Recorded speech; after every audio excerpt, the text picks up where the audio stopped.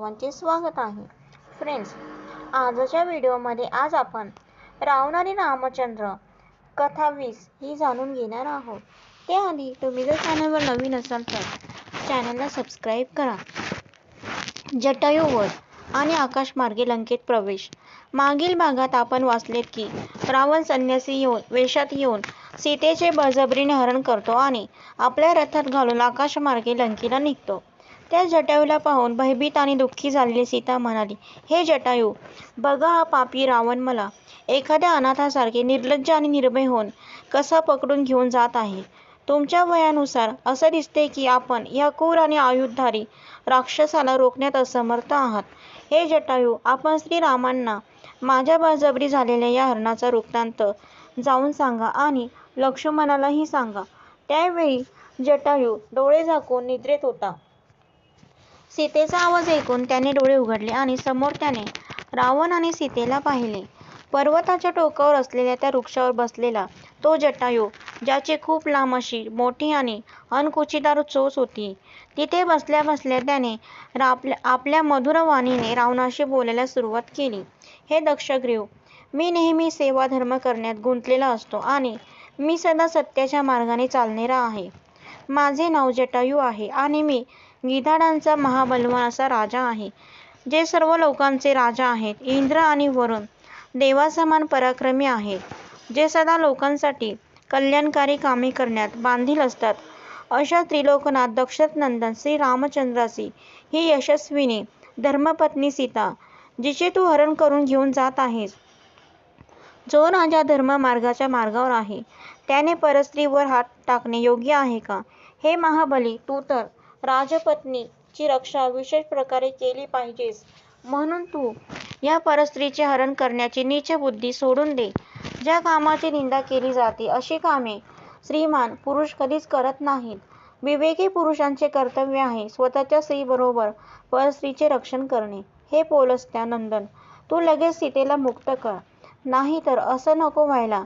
ज्याप्रमाणे इंद्राने आपल्या वज्र अस्त्राने वृत्रासुरला भस्म केले होते, त्याप्रमाणे श्रीरामचंद्र तुला आपल्या नेत्राने भस्म करून टाकतील.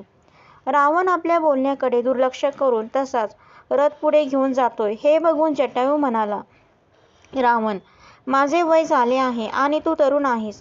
तुझ्या रथात बरीच शस्त्रे आहेत आणि तू कवचधारी आहेस.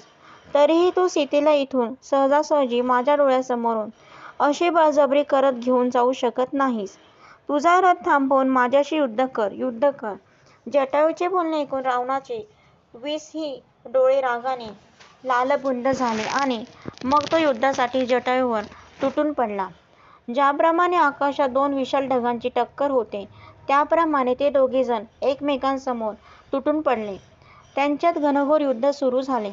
रावणाने जटायूवर आपल्या धनुष्यातून टोकदार बाणांचा भरपूर मारा करून त्याला घेरून टाकले, परंतु त्या महाबलवान पक्षाच्या राजाने ते सगळे बाण आपल्या अंगावर झेलले. आपल्या दोन्ही पायांच्या नखांनी त्याने रावणाला ओरबाडून काढले. मग क्रोध आवेशमध्ये रावणाने 10 असे तीक्ष्ण बाण काढून धनुष्य आपल्या कानापर्यंत खेचून त्याला मारायच्या उद्देशाने जटायूवर सोडले. त्यामुळे जटायूचे शरीर विदीर्ण झाले.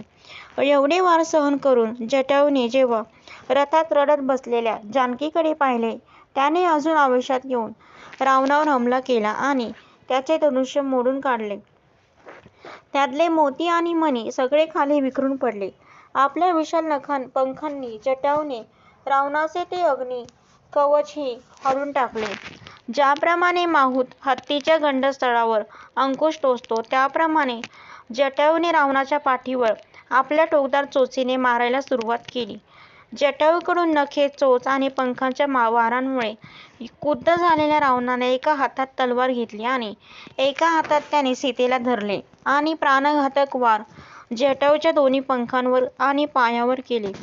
पंख आणि पायाच्या कापल्या गेल्यामुळे तो जटायू पक्षी लढता लढता जमिनीवर पडला. रावणाकडून मारल्या गेलेल्या जटायूला बघून सीता जोरजोरात रडून विलाप करू लागली. हे राम, हे लक्ष्मण, यावेळी मला वाचवायला धावून या. घाबरलेली सीता अशी रडून त्यांना बोलवत होती, जसे की ते दोघे तिच्या आजूबाजूलाच कुठेतरी तिचे म्हणणे ऐकत आहेत. सीतेच्या डोक्यातली फुलांची माळ तुटल्याने पृथ्वीवर त्यातली फुले विखरली जात होती. वाऱ्यामुळे ती उडणारी फुले अशी दिसत होती जशी नक्षत्राची माला मेरू पर्वताभोवती चारी बाजूने फिरत आहे. तेव्हाच जानकीच्या पायातून झंकार करत रत्नजडित पैंजण विजेच्या चपाळीने खाली जमिनीवर जाऊन पडले. एक एक करत सीतेच्या अंगावरचे दागिने तुटून खाली जमिनीवर पडू लागले. तिच्या गळ्यातला चंद्रमा सारखा चमचम चमकणारा हार असा पडला जसा की आकाशातून पृथ्वीवर अवतरणारी गंगा. रावणाच्या त्या रथवेगाने कंपित झालेले पक्षीगण आपली डोके हलवून सीतेला जणू सांत्वना देत म्हणत होते, घाबरू नको जानकी. जमिनीवरचे सिंह, मृग, वाघ आदी प्राणी त्या रथाची सावली पकडण्यासाठी तिच्या मागे मागे जमिनीवर धावत पळत जात होते. आपल्या मधुर स्वरात सीता हा राम, हा लक्ष्मण ओरडत रडत दुःखी होऊन खाली जमिनीकडे पाहत होती. मोकळ्या केसांची, कपाळावरचा कुंकुम पुसून गेलेली दृढ पतिव्रता अशी ती सीता रावणा आपल्या विनाशासाठी हरण करून घेऊन चालला होता. रडून रडून आणि आपल्या क्रोधाग्नीमुळे सीतेचे डोळे लाल झाले होते. आत स्वरात रडत ती रावणाला म्हणाली, अरे नीच रावण, तुला हे नीच काम करताना जराही लाज वाटत नाही का? जे मला एकटीला पाहून पळून घेऊन चालला आहेस. तू घाबरट आणि दुष्ट आहेस. त्यामुळेच तू मला पळून नेण्यासाठी माया मृगच्या मदतीने श्रीरामाला आश्रमापासून दूर घेऊन गेलास. त्या म्हाताऱ्या गिद्धराज जो माझ्या सासऱ्याचा मित्र होता, जो माझ्या रक्षणासाठी आला होता, त्याला मारून टाकलेस. हा काय तुझा पळकुटा पराक्रम? तू मला फसवून बळजबरीने घेऊन निघाला आहेस, युद्धात जिंकून नाही. तू स्वतःला शूर समजून असं निंदनीय काम करत आहे ज्या कामाची लोक फक्त निंदाच करतील. तू त्या शूर राजकुमाराच्या बाणापुढे टिकू शकणार नाहीस. म्हणून तुला सांगत आहे, आपला विचार करून मला मुक्त कर आणि जर तसे करणार नाहीस तर तुझा अंत निश्चित आहे. अशा प्रकारे सीता त्याला कठोर वचन बोलून घाबरवत होती. परंतु तो दुष्ट राक्षस आपल्याच धुंदीत वेगाने समोरचा रस्ता कापत चालला होता. सीतेला आजूबाजूला कुणी तिच्या मदतीसाठी नसलेले बघून ती निराश झाली. इतक्यात तिची नजर एका पर्वत शिखरावर बसलेल्या 5 वानरावर पडली. त्यांना पाहून सीतेने आपल्या वस्त्रात बांधलेले काही उत्तम सुवर्ण दागिने त्या माकडांच्याकडे फेकले. असा विचार करून की जेव्हा श्रीराम तिला शोधत येतील तेव्हा हे दागिने त्यांच्यापर्यंत पोहोचतील. सीताने फेकलेल्या त्या दागिन्यांवर रावणाचे लक्ष गेले नाही. परंतु ते वानर मात्र आपल्या पिवळ्या डोळ्यांनी लंकेकडे जाणाऱ्या त्या रथाकडे टुकटुक करून पाहू लागले.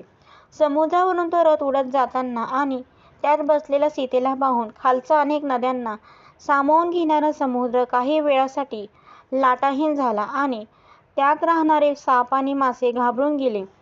रडत ओरडत असणाऱ्या सीतेसह रावणाने लंकापुरीत प्रवेश केला. जणू तो आपल्यासोबत आपला मृत्यू घेऊन गेला. लंकापुरी मोठमोठे चौक आणि रुंद रस्त्यांनी सुशोभित आणि सज्ज होती. रावण सीतेला आपल्या अंतपुरीमध्ये घेऊन गेला आणि तिथे आधीच असणाऱ्या परमसुंदरीच्या मध्ये सीतेला बसवले. तर फ्रेंड, अशा प्रकारे आपली कथा समाप्त होत आहे.